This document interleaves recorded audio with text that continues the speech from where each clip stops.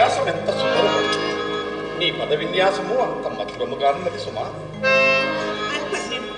ప్రభువులు నన్ను ప్రశంసించుట అర్హమైన నీ నాట్యము అనల్పము. రంగసీమ తురంగ తరంగ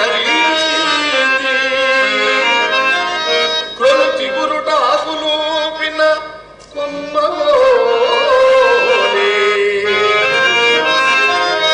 నిన్ను నీతిని మెలిసెను మినుక్కుమోగి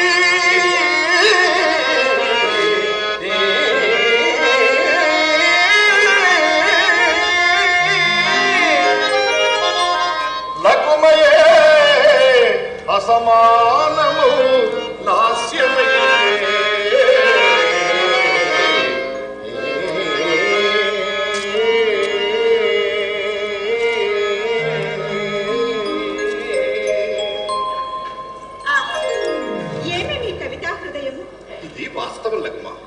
నీవు నాట్యమాడింది చూపరుల కళ్ళ ముందు కాదు, రసజ్ఞలోకము హృదయ మందిరా. లాస్యం గావించింది రంగసీమ మీద కాదు, రసార్ణ ఉత్తుంగ తరంగాల మీద. చాలు ప్రభు చాలు, నీ దీనురాలిని కటాక్షించండి. ఈ ప్రపంచం ఒక కళావేదిక, అందు జీవించడం ఒక కళ, కళాత్మకంగా జీవించడం విశిష్టమైన కళ. కళాకారుల జీవితాలు రసరమ్య కావ్యం. అందుకే నాట్యశాస్త్రంపై ఒక మహత్తర గ్రంథం రాయాలన్న సంకల్పము నాలో ఎన్నాళ్ళ నుండియో నిబిడీకృతమై ఉంది. నీ నాట్యం వీక్షించినప్పటి నుండి నా సంకల్పం నెరవేరునన్న విశ్వాసం కలుగుతుంది. అందుకు నీ సంపూర్ణ సహకారం కావాలి. అంతటి మహత్తర గ్రంథానికి ఆధారమయ్యే అర్హత లకుమ, అసమాన నాట్య కళా విశారద మరెవరికి అర్హత కలదు? పైగా నాట్య భంగిములకు అనుకూలమైన శరీర సౌష్ఠవము, సౌందర్యం ఆ నటరాజు నీకు ప్రసాదించిన వరం లకుమ. అవును, కారణాగుల బోలు సయ్యాటలాడి ఈ కుంతలము పంచభాన్ను చేతి పెట్టిని పరిహసించు ఆ కనుబొమ్మలు, పగడముల పెంపునందించు పెదవుల శోభము, హృదయమును పొంగజేయు ఎదుగు,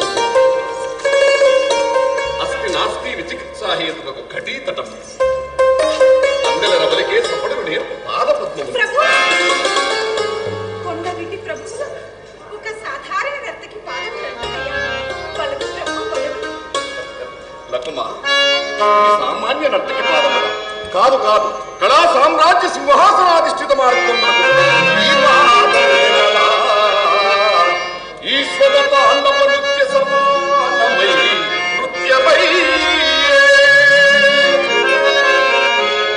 ఈ పాదములే కదా గోపాలకృష్ణుని లాగించు రాధిక లాస్యమయ్యే.